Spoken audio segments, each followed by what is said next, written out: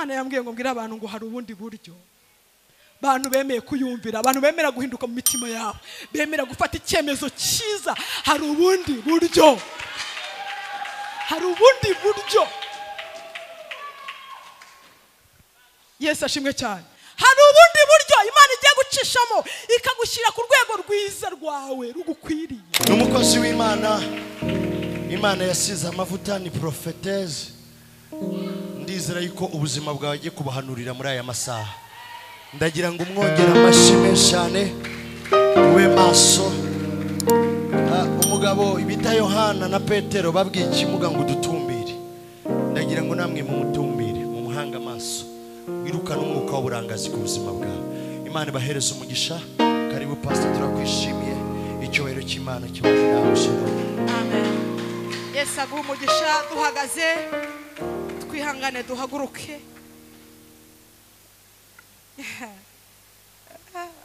Amen. Twubahe Imana, duhaguruke dusome ijambo ry'Imana. Hari umuco mwiza tujya tugira, kandi uwo muco nuwo duhuriyeho twese abarokore wo kubaha Imana. Tujye gusoma ijambo ry'Imana mu gitabo cya mbere cy'Abami, ibice byaho 17, tusoma umurongo wa mbere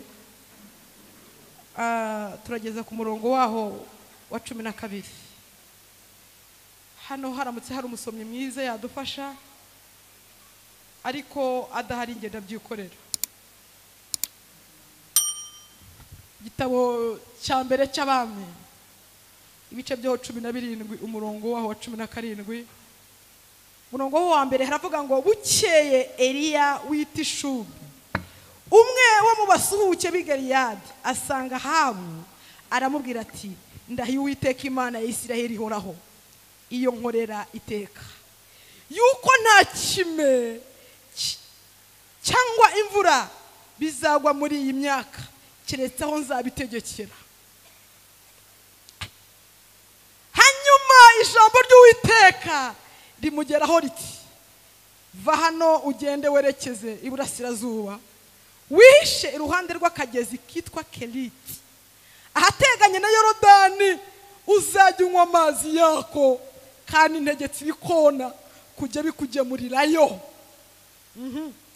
Murongo wa 5 haravuga ngo nuko aragenda agenza uko Uwiteka yavuze, ajya kuri ako kagezi Keriti ahateganye na Yorodani, agumayo, ibikona bikajya bimuzanira imitsima n'inyama uko bukeye nuko bwije, kandi akajya anywa amazi y'ako kagezi. Hashize iminsi ako kagezi karakama, kuko nta mvura yagwaga muri icyo gihugu. Murongo waho wa 8 aravuga ngo bukeye ijambo ry'Uwiteka rimugeraho riti haguruka ujye i Serefati haba Sidoni abari huba, hariyo umugore w'umupfakazi niwe nategetse kugutunga. Nuko arahaguruka ajya i Serefati, ageze ku irembo ry'umudugudu ahasanga umugore w'umupfakazi atoragura udukwi. Eliya aramuhamagara aramubwira ati ndakwinginze zanira utuzi two kunywa. Haleluya. Mugacuma. Nuko ajya kuyazana, akigenda aramuhamagara ati ndakwinginze uzanire n'agatsima mu ntoki. 12 honyine. Nawe aramusubiza ati nkurahiye Uwiteka Imana yawe ihoraho, nta gatsima mfite keretse urushyi rw'agafu shigaje mu gaseke n'uturangurizwa tw'amavuta mu mperezo. Ubu dore ndatoragura udukwi 2 kugira ngo subire mu nzu nkavuge n'umwana wanjye ngo tukarya twipfire. Eliya aramubwira ati witinya, genda ubigenze uko uvuze, ariko banza uvugireho akanjye ukanzanire hano. Yesu ashimwe cyane. Ndabasuhuje mu izina rya Yesu Kristo wa Nazareti.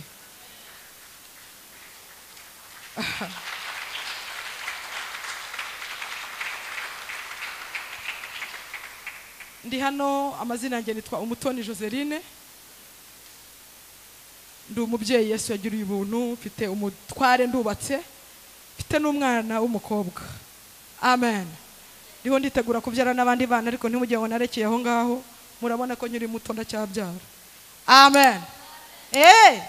Imana ishimwe cyane. Hanyuma Imana yangiriye icyizere, intunga inkoni, ima kuyobora umukumbi wayo. Ndi umushumba w'itoro rya Nihako Miracle Church, rikorera mu Rwanda, muri Afurika, muri Amerika, ku isi yose. mu izina rya Yesu, amen. Hanyuma ndi hano kubw'icyizere gikomeye cyane Imana yangiriye. Imana yangiriye icyizere gikomeye cyane, ituma umushumba wanyu antumira. Rero mu by'ukuri reka mbabwire ikintu gikomeye nabonye ngeze aha ngaha, mufite umushumba mwiza.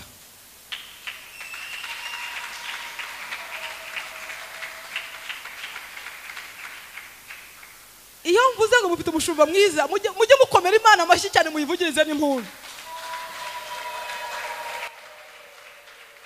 kuko ari mu bantu bake, ari mu bantu bake bagikorera Imana by'ukuri.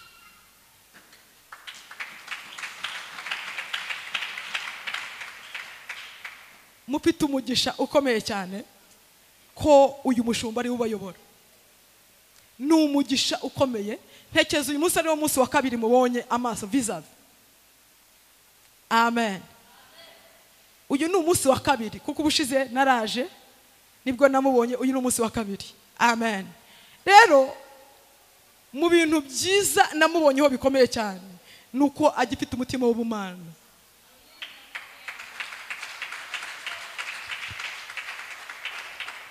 Biragoye kubona umuntu ugifite umwuka wera w'Imana by'ukuri,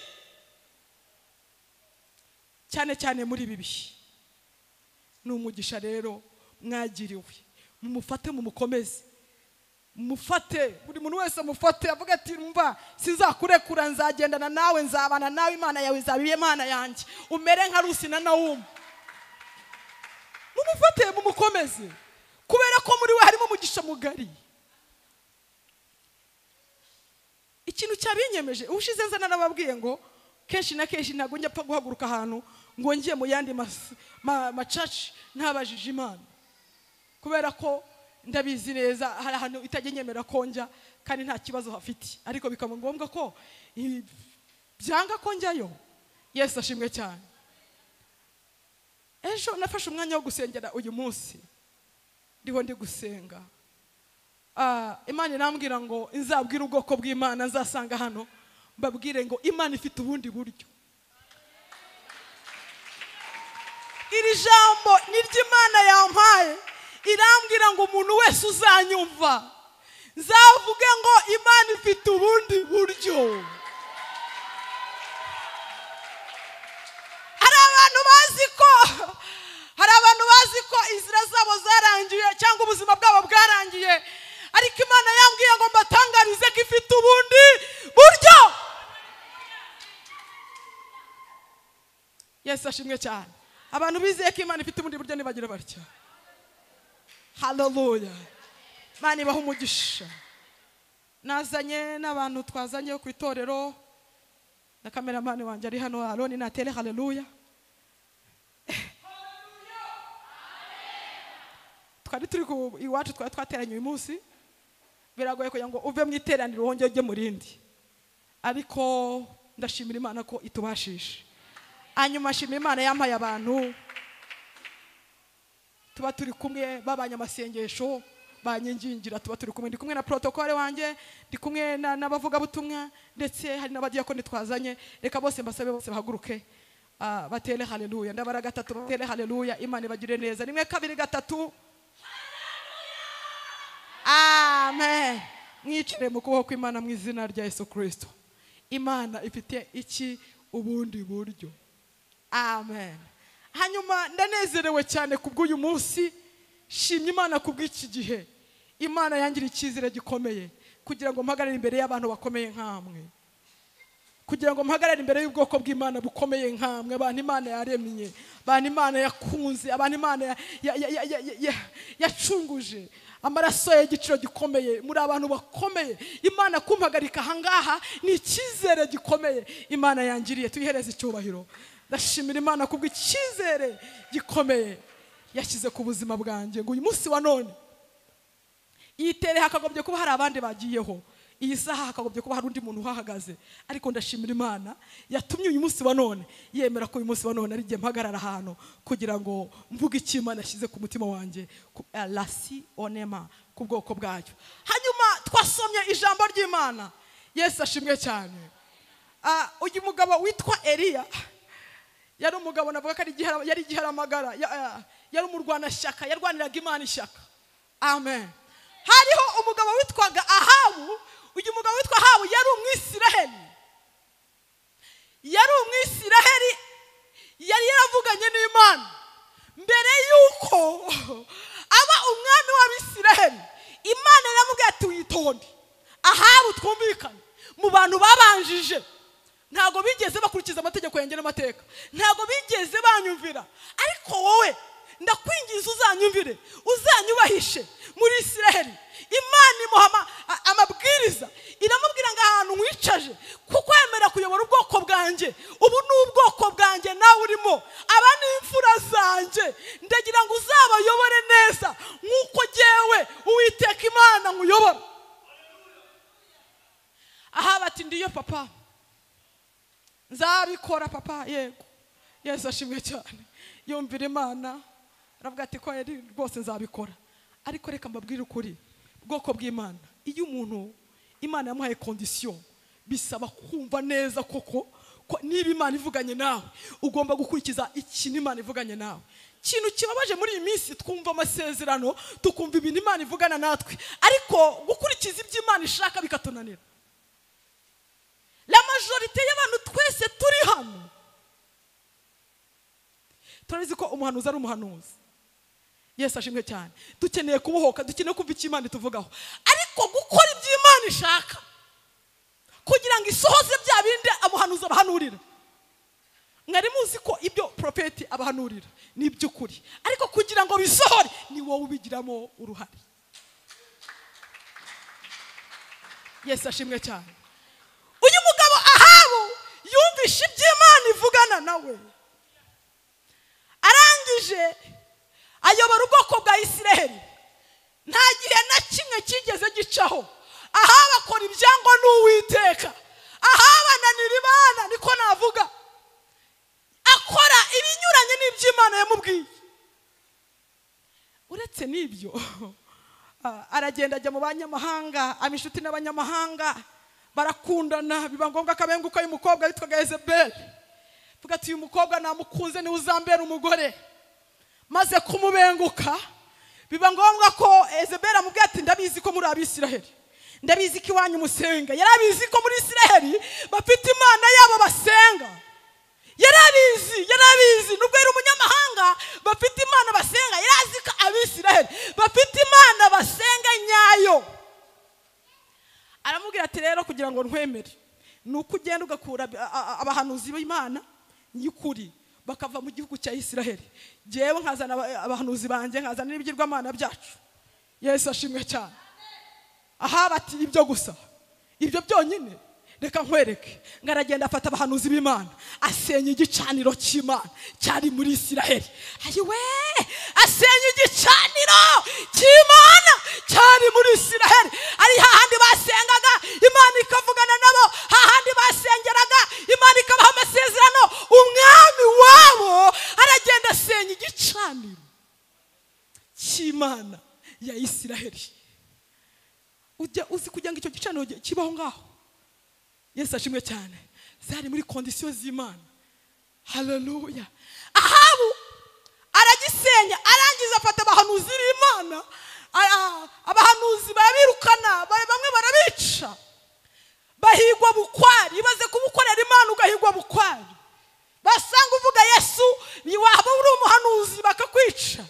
Kandi Ahabu yari umwisiraheli, yarazi ijwi ry'Imana, yarazi uburyo Imana hari, yarazi imirimo y'Imana, ariko avana Imana mu buzima bwe. Arangije ayivana mu rugo, ayivana no mu gihugu. Arangije ahamagara ibigirwamana. Yezebeli yazanye Ashera n'abahanuzi be 400, yongera yimika ibindi bigirwamana bya Bayali 450. Bari abahanuzi 850 bakorera ibigirwamana bibiri, birirwa babibagira, birirwa babisenga mu gihugu cya Isiraheli. Imana rero avuganye nabo. Yesu ashimwe cyane. Babwire bwoko bw'Imana mwicaye imbere y'Imana, niba ari ikintu cyiza gifite agaciro ku mukristo, ni ugukora iby'Imana ishaka. Ikintu gifite agaciro ku murokore wamenye Imana ntabwo ari ukugwiza amasezerano nibyo hari benshi bayapfana igifite agaciro ni ugukora ibyo yakubwiye ya yindi yaguhamagaye ya yindi ivugana nawe ishaka helasili wiligi haleluya kuba yaravuganye nawe ukitwara uko wishakiye ntibivuze yuko aya masezerano ntabwo yasohora reka nkubwise ukuri iby'Imana ni a condition Imana iguhera amasezerano wapfukamye wasenze izayasohoza usenga Yesu ashimwe cyane haleluya nimuntera amabuye haleluya turabahanuzi b'Imana nibyo ndabyemera Yesu ashimwe cyane namwe muri abakozi b'Imana ndabinginze mujye muzi imbere y'Imana ufite guhinduka gukomeye profete nahanura ikintu ucyakira uvuga ngo ngewe ndabizi neza ko kitancaho si cyancaho ubu buhanuzi ntabwo buncaho Yesu ashimwe cyane n'ubwanje kubera iyo mpamvu uhagaze aho Imana ikureba iyo umuhanuzi ahanura agahanurira umuntu uhagaze aho Imana imureba arabyakira Yesu ashimwe cyane haleluya bwoko bw'Imana biragoye nubwo dukeneye iby'isi bigaragara ariko mwibuka ko n'ijuru rihari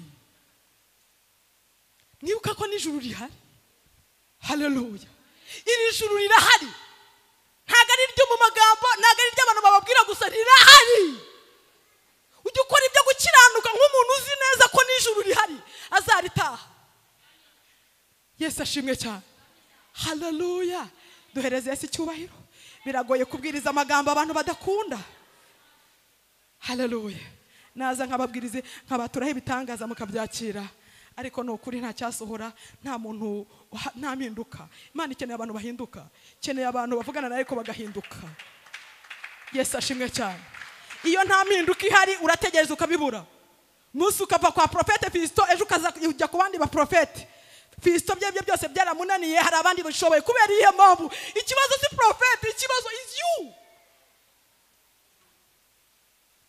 Yesu ashimwe cyane kibazo ntaga ari profete ikibazo ni wowe Imana ikeneye abantu bumva ibyivuga barangiza bagahinduka biraba bibabaje umuntu azi neza ko ahagaranye n'umugabo w'abandi cyangwa n'umugore w'abandi akaza mu nzu y'Imana akaza profete manurira bazakubwira ubukwe kuko buzaba buhari ariko uzabutegereza ububure Yesu ashimwe cyane igihe uzi neza ko uhagaze mu bitari ibyawe ufite ibitari ibyawe uzahanurirwa ibitangaza ariko ubibure ayiwe munankubita Yesu ashimwe cyane haleluya haleluya mwari muzi uyu mugabo witwa Ahabu Imana yigeze no kumushyeshyenga mwari mubizi amen suko Imana ibitavuze ariko hari n'ubuhanuzi buza kugira ngo Imana ishyeshyenga umuntu wanze guhinduka iyo umuntu abeshya Imana agakiza imubeshya umugisha umuntu abeshya Imana agakiza imubeshya umugisha Hinde wakubwiye imubeshya umugisha ikakubwira ibyiza ariko ugategereza ukabibura ariko iyo usenga ugahagarara aho Imana ishaka ibyo ivugana nawe irabisohoza duhereze Yesu icyubahiro niba uri ahangaha uzi ko ufite ibitari ibyawe birekura Imana iguha ibyawe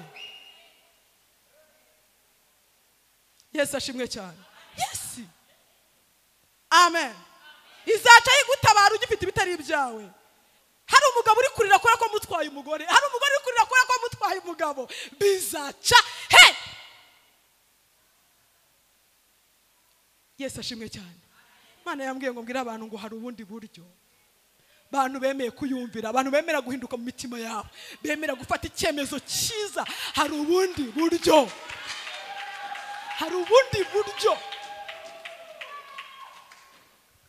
Yesu ashimwe cyane hari ubundi buryo Imana igiye gucishamo ikagushyira ku rwego rwiza rwawe rugukwiriye haleluya y'umugabo witwa Ahabu amaze kwimika ibigirwamana yimuye abahanuzi b'Imana ngo umugabo witwa Eliya byiyumvamo buriya nta Mana yigeze ivugana na Eliya reka never haleluya Eliya igisigaye reka nze nkwereke ikintu ngiye gukora. Ngarangije aramanuka. Haleluya. Ngarangije aramanuka asanga haba hari ntabwo bafite. Aravuga ati Ahabu, uyu munsi wa none nje kuvugana nawe. Haleluya. Njyewe Eliya nje kuvugana nawe. Uyu munsi wa none wimuye Imana ya Isiraheli, wimika ibigirwamana. Nuyihe mpamvu wimika ibigirwamana? Kubw'ibyo njyewe Eliya ndategetse. Aha batase amunda kakagaba sinsanga nkazi. Sikene wacu ko mu Bisiraheli. Sinkazi wikajya kuvuga ibikisi. Tivuga vuba vuba. Njyewe Eliya ndategetse. Nkamije imvura muri iki gihugu cyose. Nta mvura izigera igwa kugeza igihe ubwo njyewe Eliya nzabitegekera. Aha bambwa atari ko uri umusazi. Wowe utegeka. Wose uri umwami, wose muri iki gihugu. Nije mwami, icyo shaka nicyo cyabaho. Yesu ashimwe cyane. Eliya aravuga ngo uri umwami ariko wimuye Imana muri wowe. Njyewe Imana iracyari muri nje. Iyo umuntu agifite Imana muri we, arategeka ibintu byose bikemera. Haleluya.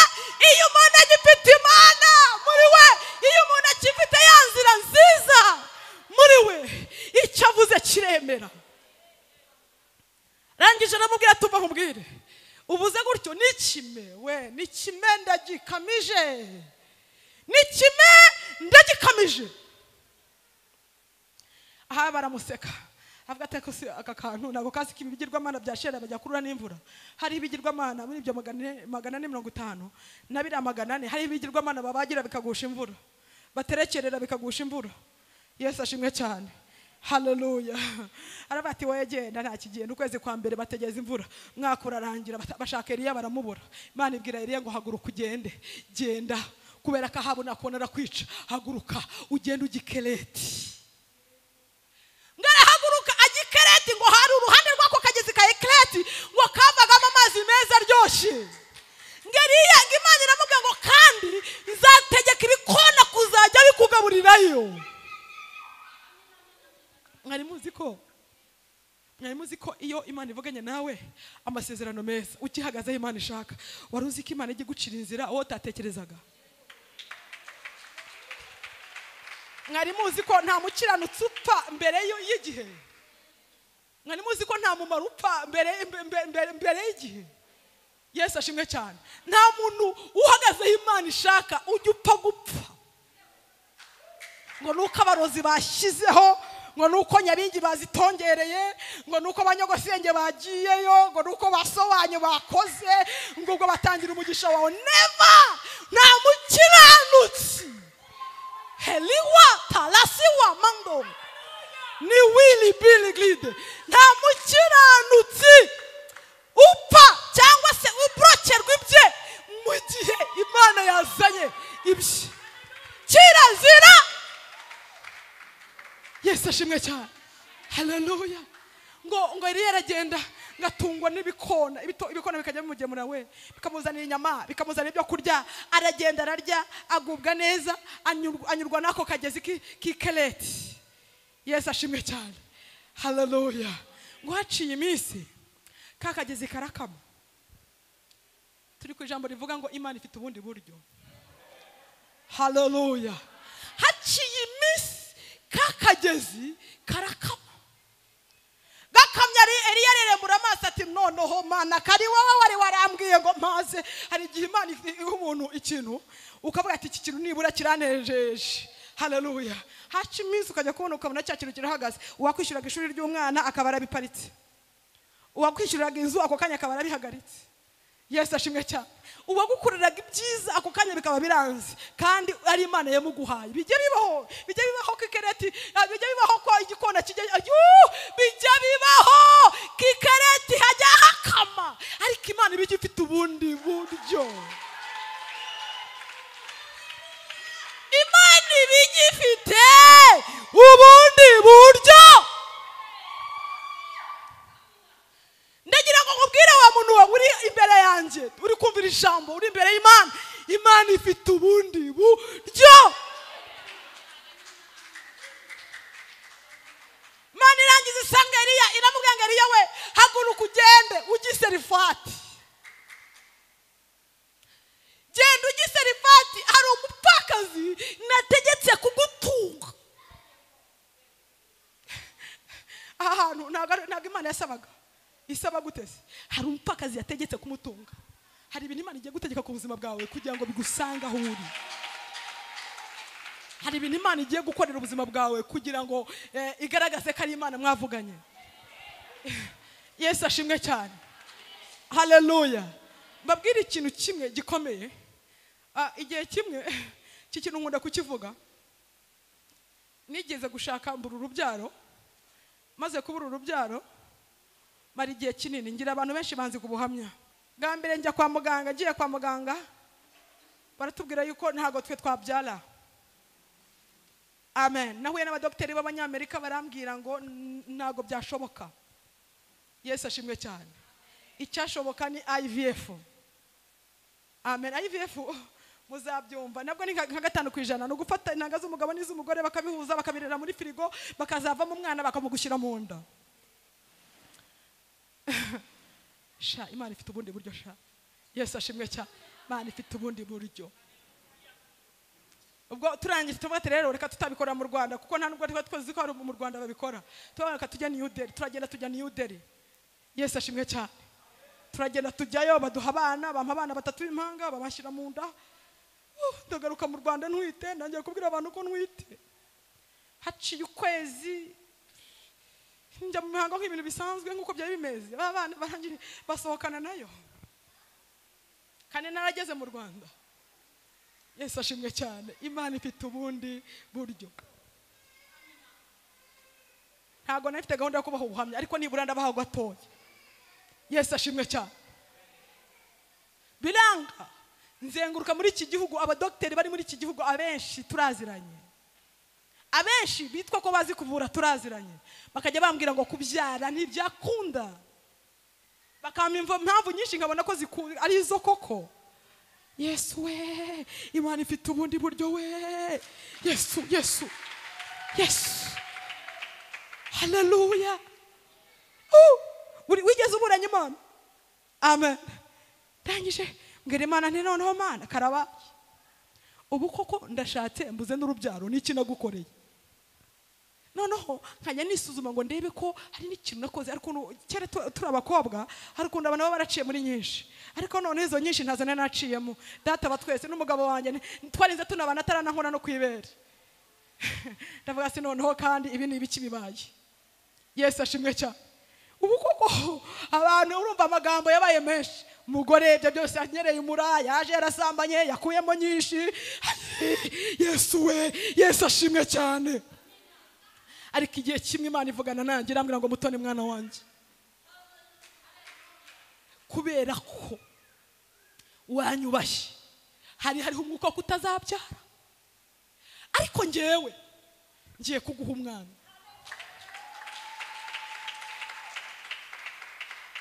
Ngiye kuguha umwana ndetse sungu uzabyara benshi.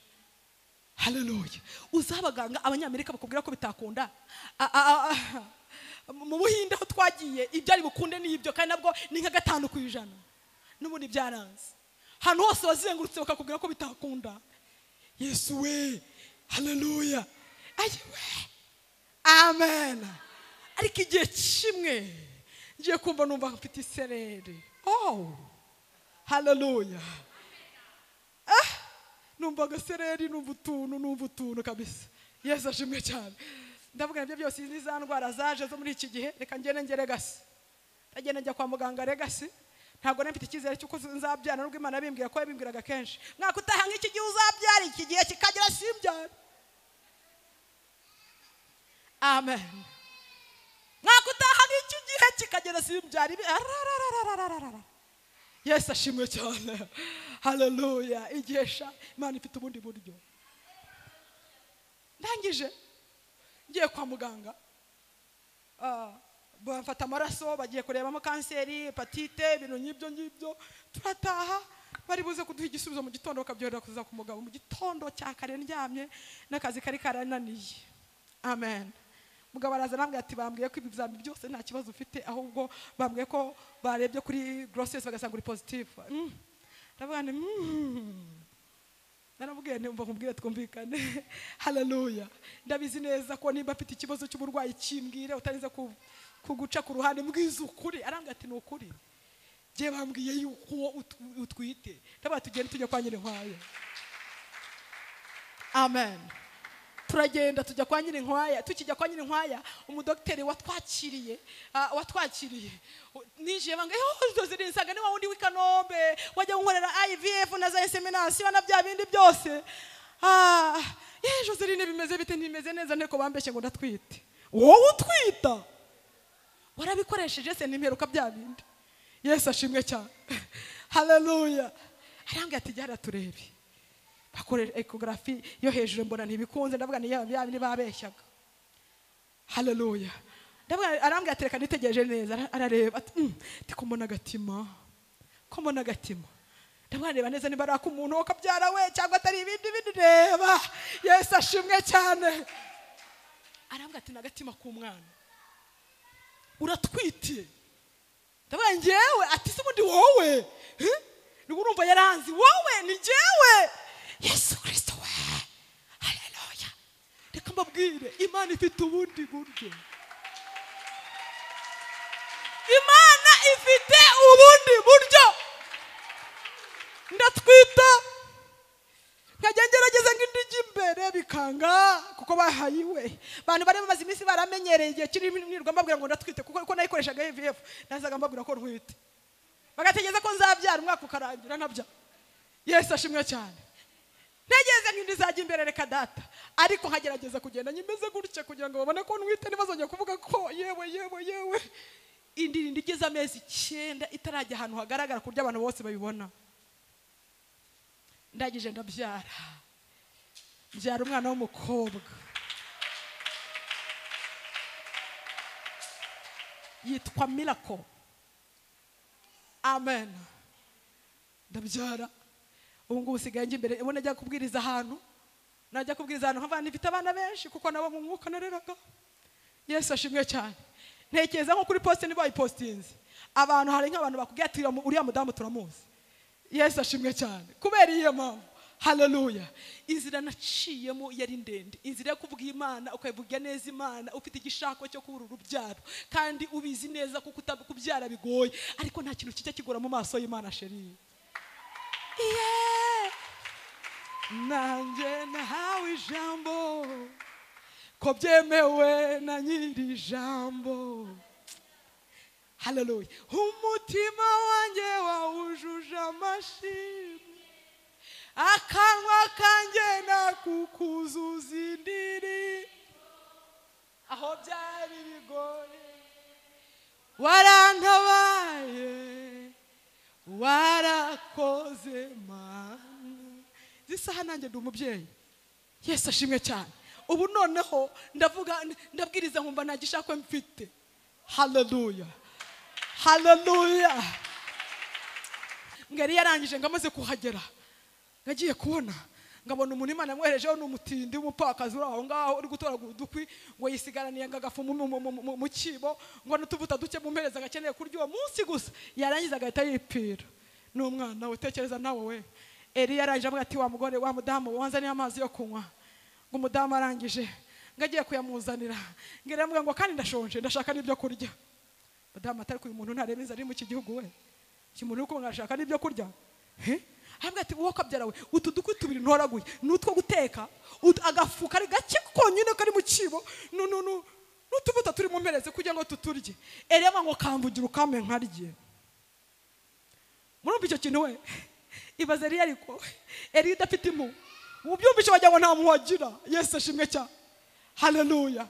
Ngo umudamu aragenda ngarakavuga arangije arakavunyine neza aramuzanira Eliya akarya n'umwana areba. Ntiyahaye uwo mudamu ntiyahaye n'umwana. Eliya ararya arangiza neza. Akimara kurya abwira uwo mudamu n'umwana aravuga ngo bahumubwire guhera uyu munsi ubu tuvugana ntago iki kibo kizaburamo ifu ntago ahantu hazabura mu mavuta nta mavuta azabura mu mperezo. Haleluya. Ukeneye umuhanuzi umwe. Haleluya. Ariwe mushumba wawe. Yesu ashimwe cyane. Ikintu yatiye ku buzima bwawe nicyo kintu gikomeye kuri wowe. Yesu ashimwe cyane. Ngo muri ako kanya ngo uwo mupfakazi niwo watunze abantu b'Abisiraheli.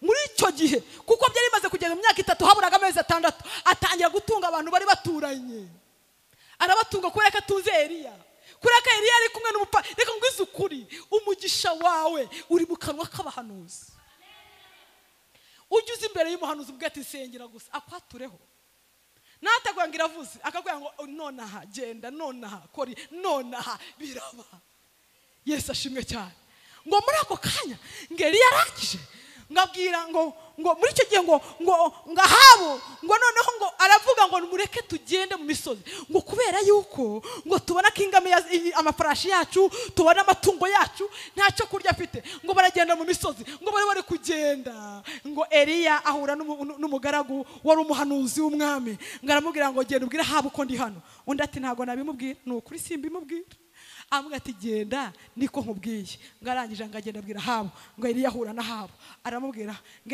ngo Ahabu akimubona aramubwira ngo nikose wa mugabo we niki cyatumye uduteza amapfa muri ubu buryo bungana gutya Eliya amubwira ngo sije wabiteye ni mwebwe mwimuye Imana ishobora byose muri mwe mwimika ibigirwamana ni gute ibyo bigirwamana mwimitse ni gute ibyo bigirwamana mwasenze bitabahaye imvura reka mbabwize ukuri Yesu ashimwe cyane umuntu wese wizere mu bapfumu nabona igisubizo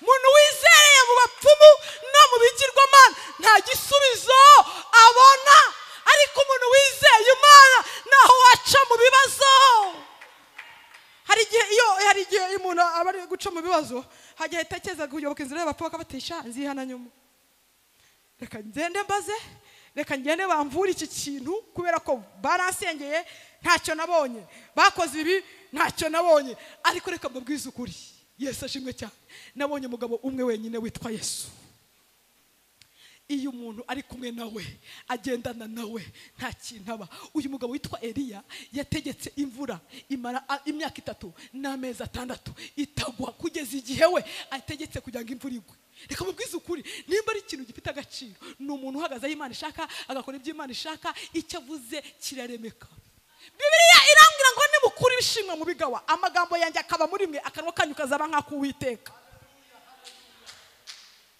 nuzisuzugure bitewe n'ubuzima uhagazemo n'ubukene urimo n'intambara urwana nuko na situation urimo ngo wumve ko wisuzuguye upfa kubuza ko Imana ikwemera upfa kubuza ko ijuru rikuzi uzategeka ikibazo kizava imbere yawe utegeka intambara zizava imbere yawe akanwa kawe konyine kazatura ibikomeye kuri wowe kandi bikunde amen hari igihe umuntu aza tugasenga nibyo tugahanura nibyo ariko icyo watuza akanwa kawe nicyo kiyemera kuruta icyo twaguhanuriye siko igihe umuntu aguhanura umugisha avuga ngo si waca hewe ko bambwiye ngo nzarongorwa muri uyu mwaka byaca he ko mbona nta na fiancé ubu se azaca mu gihe reka mbabwize ukuri akanwa kawe kajya katura ibintu biremereye kandi byo kwizera ikintu watuje ururimi rwawe wizeye kirakomeye cyane nicyo kiba ku buzima bwawe Yesu ashimwe cyane nimujye muzi imbere y'umuhanuzi akabahanurira icyo guhanuye cyiza genda uyipiringa ndiwe ndi umugeni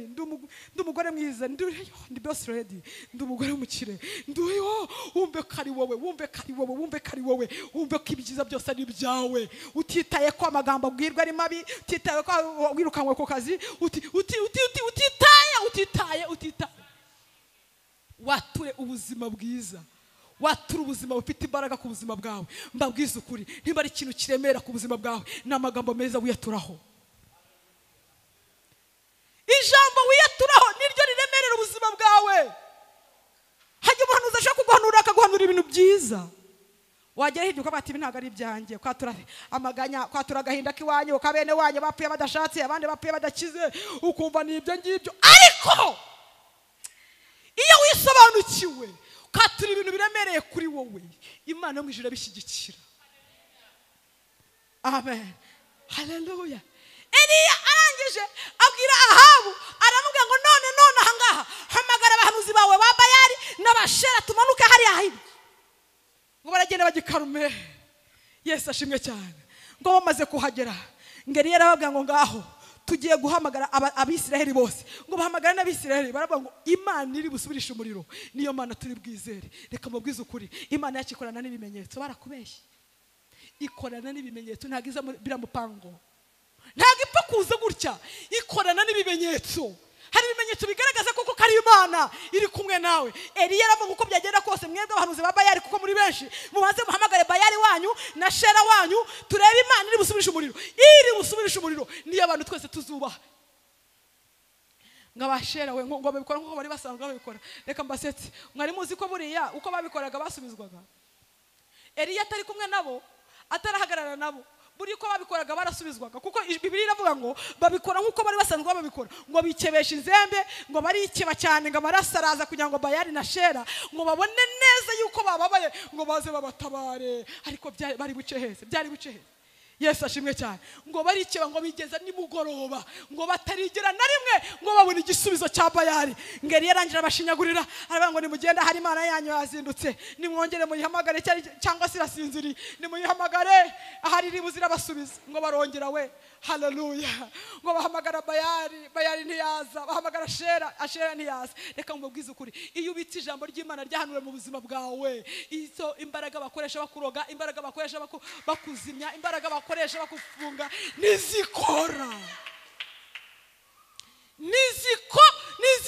kubera iki hari ijambo rirambwira ngo nyamara tubitse ibyahanuwe ku buzima bwacu ngo kandi birushaho gukomera. Ntago ijambo abapfumu batuye kuri we ryakomera ntago ijambo abarozi bashyira kuri we ryakomera ahubwo ijambo Imana yavuganye nawe niryo rikomera. Yesu ashimwe cyane niryo rikomera.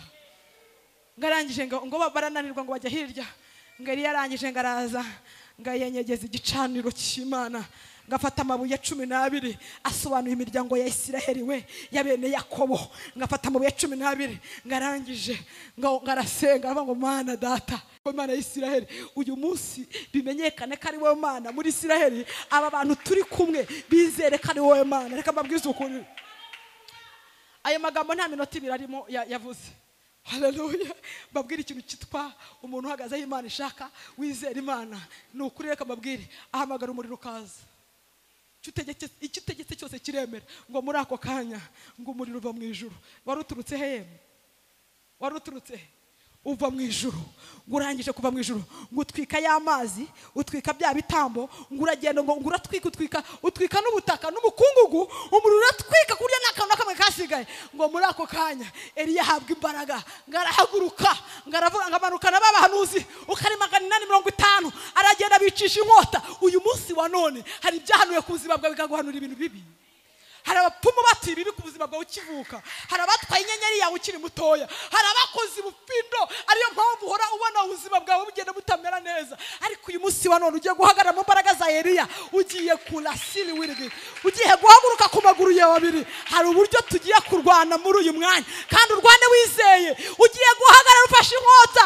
Fata inkota ari ijambo ry'Imana wumvishe tugiye gusenga.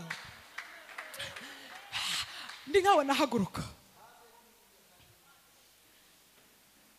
nusenge by'intege nke. Yesu ashimwe cyane. Ndabizi neza numvishe ikirere cyo cy'Imana aha numvishe imbaraga z'Imana muri iki kirere. Amen. Numvishe umuriro w'Imana aha ugiye gusenga. Amen. Umva ko ufite inkota ugiye guhagarara mu mwanya wa Eliya nkuko Eliya yarahagaze. Bibiliya irambwira ngo muri Yakobo 5:18 ngo dore Eliya yari umuntu umeze nkatwe ngariko yarasenze imvura ntiyagwa ngarongera arasenga 10 ayiwe ngivura iragwa imeze ubutaka bumeze imyaka. Mbabwiza ukuri Yesu ashimwe cyane ugiye gusenga ufashe inkota. Niba Eliya yari umuntu umeze nkatwe none ahangaha hinduka Eliya. Fata inkota uzi ibintu biri imbere yawe. Fata inkota uzi ibintu bimaze igihe biri ku buzima bwawe. Fata inkota uzi cyatumye udashaka uzi cyagusenyeye urugo. Fata inkota. Abandi kuki bashaka bakubaka nuko bari bafite nuko bavukaga heza. Yesu ashimwe cyane. Abandi kuki bari mu ngo zabo nuko ari beza kukuruta. Never. Hari ikintu cyafashe abahanuzi ba Bayali n'abashera bafashe ibyawe. Tufata iyo nkota nukuri kw'Imana hagarara mu kwizera tugiye gusenga Imana. Haleluya. tugiye gusenga Imana. Niba Eliya yarahagaze mu kwizera akica bari abantu uko ari 850 ari we wenyine akabicisha inkota akabarangiza. Yesu ashimwe cyane. Nawe hari ibyo ugiye kwicisha inkota ubirangize. Ugiye kwica nyabingizi wanyu, ugiye kwica imyuka yafashe ubuzima bwawe, ugiye kwinjira mu kirere cyawe cy'amasezerano. Uyu munsi wa none, haleluya, hari imbaraga. Uyu munsi wa none imbaraga z'Imana ziramenyekana kari Imana waje imbere. Uyu munsi wa none Imana muri wowe, mu buzima bwawe bw'uyu munsi n'ubw'ejo hazaza, hagiye kubaho ikirere cy'Imana kubw'iyo nkota ufashe. Tugiye kurwana mu izina rye, tugiye gusenga. Fata iyo nkota mu kiganza, zamura kwizera kufite inkota. Icyo ufite gifate mu ntoki mu izina rya Yesu. Icyo ufite gifate. Uzamura ijwi ryawe, ugira ibyo ukubita, ugira ibyo wica. Gira ibyo wica uko bingana kose, uhagararanye n'Imana. Bikurwanya n'ibiremwa, uwo muhagararanye n'Umuremyi. Fata iyo nkota, tugiye gusenga. Zamura ijwi ryawe, senga, senga, senga, senga. Turasenze none hamwe izina rya Yesu. Turamenagura karande alashika imbaraga zo mu miryango, umwuka wose w'umuvumo, imivumo yakurikiranye ubuzima bwacu, imivumo yo kwa data no kwa mama, imbaraga mbi zose z'umwijima mu izina rya Yesu Kristo. Amagambo mabi yatuye ku buzima bwacu turayasenya katika jina Yesu. Buri mwuka mubi, buri imbaraga mbi, buri imbaraga turasenya. Dufashe inkota mu ntoki, tuzuye kwizera, turasenya umwuka tubuza gutera imbere, umwuka tubuza amahoro, umwuka tubuza ibyishimo. Turasenya umwuka tubuza gutera imbere, turasenya, turarimbura mu izina rya Yesu.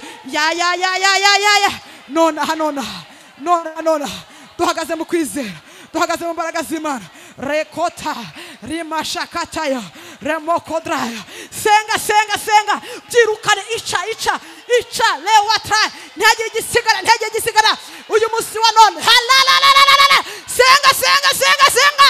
Hari imbaraga z'Imana, hari imbaraga z'Imana zigukuyeho uburetwa abarozi bagushizeho. Senga, senga, senga, senga. Rapashakota na malaga rikoremoshikodra polesi olas. Turasenze nonaha, turahamagara umuriro, imbaraga zafashe elashika. Fire, fire, fire, fire, fire. Katika jina la Yesu, katika jina la Yesu. Wambaraga mbiwe, wafashe ubwoko bw'Imana, ndagusohora. Lekota, senga, senga, senga, senga. Molekota. Siwanone. Ubuzima bwanjye burahindutse. Nongeye kwakira, nongeye kugira umugisha, nongeye gutera imbere. Kuva uyu munsi wa none mvuye mu buzima bw'ibyaha, ngiye mu buzima bw'agakiza no kubaha Imana. Kuva uyu munsi wa none ibiganza byanjye birakiriye, nije mu rugo rw'umugisha. Inyenyeri yanjye iratse, inyenyeri yanjye iratse. Ntago nzasenya, ntago nzasenya. Ibizanyitambika bipfe, byanyitambitse imbere bipfe nonaha. Byahagurukiye kurwanya isezerano ryanjye bipfe nonaha. From today, kuva uyu munsi wa none, rabashe kotrele ayamanda melesi kotele wala. Senga, senga, senga. Ongera usenge. Ndabona ikirere cyo kwatura kuri mwebwe. Atura ibintu byiza kuri wowe, atura amagambo meza kuri wowe, atura icyo uzaba cyo, atura aho ugomba kugera. Rababashikota remoshakotaya mondesikodra manishimwe liwiliba takotra devaya. Injira muri gakondo yawe mu izina rya Yesu. Injira mu mugisha wawe mu izina rya Yesu. Injira mu masezerano yawe mu izina rya Yesu. Iby'Imana yavuganye nawe uyu munsi wa none bisohore. Amaboko yari agufite kure. Mbaraga mbi zawe zigufite zikure. Amaboko y'Imana gufata gukomeze. Injira muri gakondo y'iby'Imana gusezeranyije. Injira muri gakondo y'umugisha wawe kuva uyu munsi wa none. Ndatura umugisha ku bwoko bw'Imana. Ndatura umugisha. Ndatura imbaraga z'Imana kuva uyu munsi wa none. Bava aho bari. Imbaraga z'Imana zibazamura. Thank you, Lord. Urakoze Yesu. Mbonye abamarayika bageze mu 100. Mbona bafite udutambara tw'imweru baragenda bahanagura buri muntu wese amarira. ijwi rirambwira ngo umuntu wese waje muri iri teraniro Imana imuhojeje amarira, imuhanaguye amarira. Ntabwo uzongera kurira ukundi kuva uyu munsi wa none. Ntabwo uzongera kurira ukundi kuva uyu munsi wa none.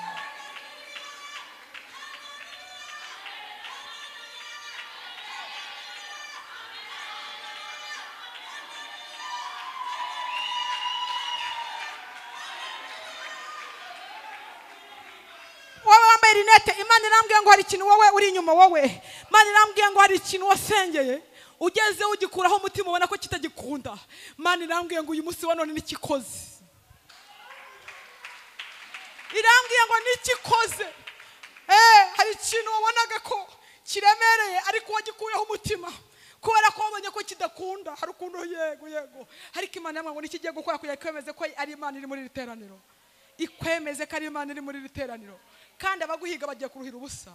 Abaguhiga bagiye kuko ari uburyo uri guhigwamo nawe ubonesha amaso yawe. Hari imbaraga zirwanya ubuzima bwawe mu buryo bw'imyuka mibi, ariko Uwiteka Imana akuyeho buri kimwe cyose. Agufatiye aharemereye disi we. Agufatiye aharemereye nuko Imana igufatiye ahantu haremereye. Twicare mu kubaho kw'Imana. Data ndagushima kuri Imana iri mu ruhande rwacu, kuri Imana iri kumwe natwe. Ndagushima kubwo abantu bohoye. Mbonye indwara zikira ahantu, mbonye abantu bakira, mbonye abantu bakira kanseri. Hari n'umuntu ufite randevu yo kwa muganga. Ndagushima kuko uyihe indwara, ukuyeho kubagwa. Ndagushima kuko uyihe operasiyo ku bantu bari muri iteraniro. Ndagushima ko utanze ubuzima. Uhimbazwe Yesu, ushyirwe hejuru mu izina rya Yesu. Amen.